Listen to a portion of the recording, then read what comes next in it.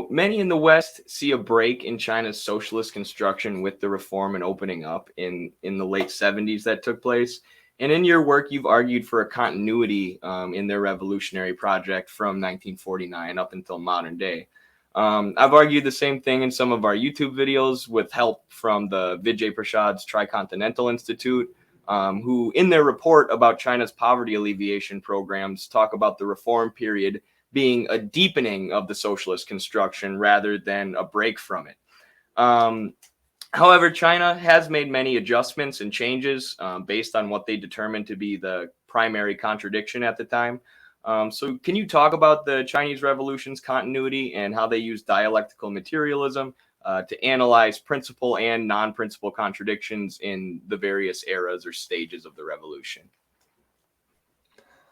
I'll give it a try.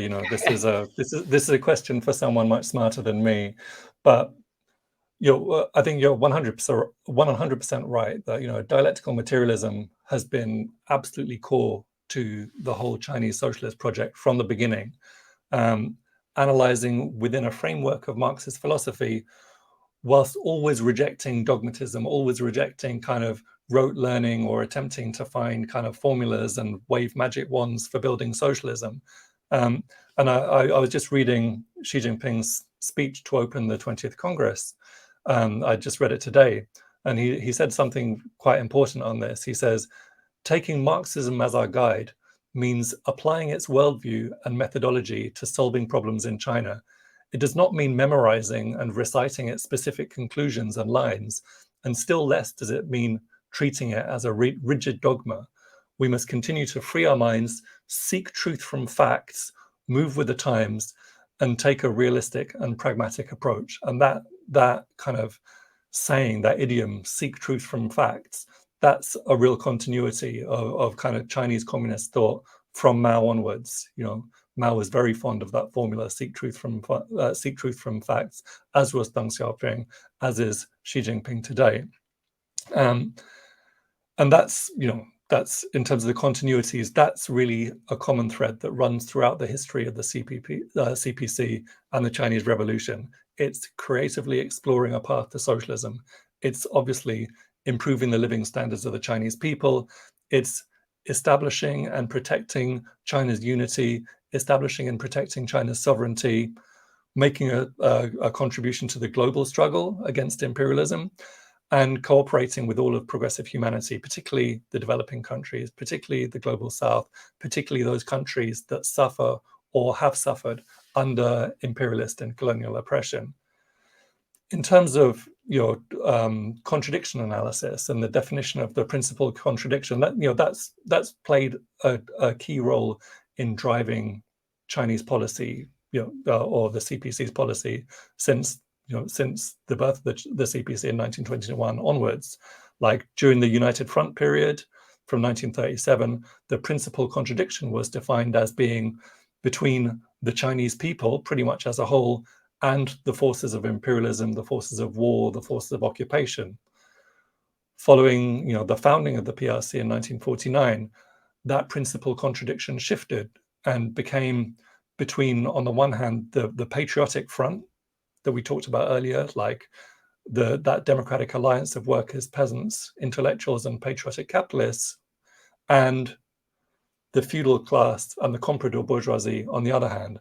And that's the contradiction that drove forward this process of land reform, the start of industrialization, the start of modernization, social welfare programs, the rolling out of education throughout the country for the first time, the rolling out of healthcare throughout the country for the first time. And these programs that transformed the lives of literally hundreds of millions of ordinary Chinese people. So yeah, that contradiction analysis has really been essential to the success of the whole Chinese socialist project. In the Cultural Revolution period, Mao defined the principal contradiction as being as being a class struggle between the working class and the peasantry on the one hand, and the capitalist roaders in the CPC leadership on the other. And that was obviously very controversial. And the post-Mao leadership from Mao's death onwards, from 1976, led by Deng Xiaoping and others, felt that that had been a mistake, that was incorrectly defined principal contradiction, and that the principal contradiction was really between people's like ever-growing material and cultural needs on the one hand, and China's relative backwardness, its relatively backward productive forces on the other. And on that basis, they aim to put pieces in place such that China could provide a good standard of living to its whole population, to break out of backwardness, to become a world leader in science and technology. And you got to say that they were extremely successful in that project, and which is not to say that reform and opening up is like not an inherently risky project, not to say that it doesn't have its own contradictions and its own complexities and its own problems. But, I think, well, we recently described it in an article on Friends of Socialist China, that what's transpired from that contradiction analysis has been the most rapid and dramatic economic transformation of any society in human history. And I think that analysis stands. And like in terms of providing a good standard of living to the whole population, that's been achieved now. China's the second largest economy in the world. It's the largest trading partner of, I think, 140 out of just under 200 countries. It's eliminated extreme poverty, which is an incredible achievement, for a huge Asian country of 1.4 billion people that 70 years ago was one of the poorest countries in the world, for every single person to have guaranteed access to adequate food, housing, clothing, education, healthcare, and then for that country to be a global leader in like several areas of science and technology, telecoms, renewable energy, artificial intelligence, high-speed rail, nanotech, quantum computing, etc. But then going back to the principal contradictions, the Xi Jinping administration, especially in the last few years, has shifted that principal contradiction again towards now being between, on the one hand, unbalanced and inadequate development, and on the other hand, people's ever-growing needs for a better life. And that's really kind of defined the basic political and economic strategy over the last years and for the coming years and for the coming period. Like she puts it in his Congress report, closing this gap between unbalanced development and people's needs should be the focus of all our initiatives. And that's where this idea of emphasizing quality over quantity in terms of the economy comes from, focusing less on GDP, more about equality, more about fairness, more about sustainability and green development. That's where the notion of common prosperity comes from. Like common prosperity has always been a key theme in the Chinese Revolution, but now it's really like become a core part of policy making. You've already had, like we've seen in the last year or two, this regulatory crackdown on the private education sector, measures to prevent gaming addiction among children, and generally, like there's been a bit of a crackdown on the tech industry, much stricter rent controls, a big attempt to stop people engaging in housing speculation, laws and regulations to protect the rights of workers in the gig economy. So strongly encouraging unionization of casual workers, which you very much don't get that in Britain and the US. Like in Britain, certainly, it's a real challenge to get employers to allow unionization of casual workers, never mind strongly encouraging unionization of casual workers. Gig workers in China now have to be given proper contracts, they have to be given insurance. And then combined with all of that, combined with common prosperity, you've got the ecological civilization, green development, renewable energy, biodiversity, reducing pollution. So all of these ideas come out of the new definition of principal contradiction and contradiction analysis, as you talked about in the question. Well, I could sit here and talk all day about the brilliance of Xi Jinping, first of all.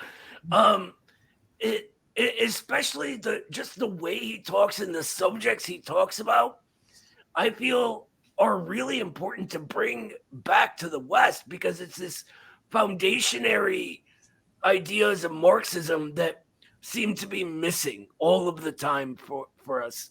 But what you ended on, you go ahead. Before we go into the next question, I wanted to say you referenced Xi's speech, and there's something so refreshing, as Noah mentioned, something that's absent in the West, in his way of talking about Marxism as a worldview, as something that's connected to practice, that's applied, and that it's applied in every sphere of life.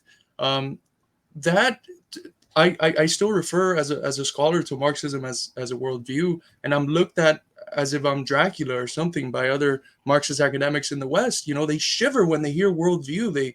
They've really embodied this postmodern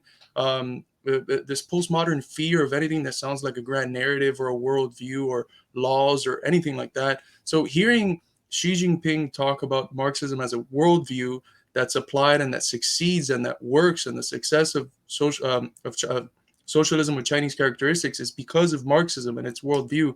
That's just so incredibly refreshing. And your comments about these recent shifts with the Xi administration towards quality over quantity, I think those are so important. And one of the texts that I recently got to read was Cheng and Fu's China's Economic Dialectic, and he talks about the development of metrics in order to measure this shift towards quality, right? Because the consumption of an apple and the consumption of a cigarette are, in terms of quality, the same under a GDP metric. Their difference is quantitative. And if you switch towards quality, that's so important. And the metric that they have been developing is GDPW, which is gross domestic product of welfare. And I just think that's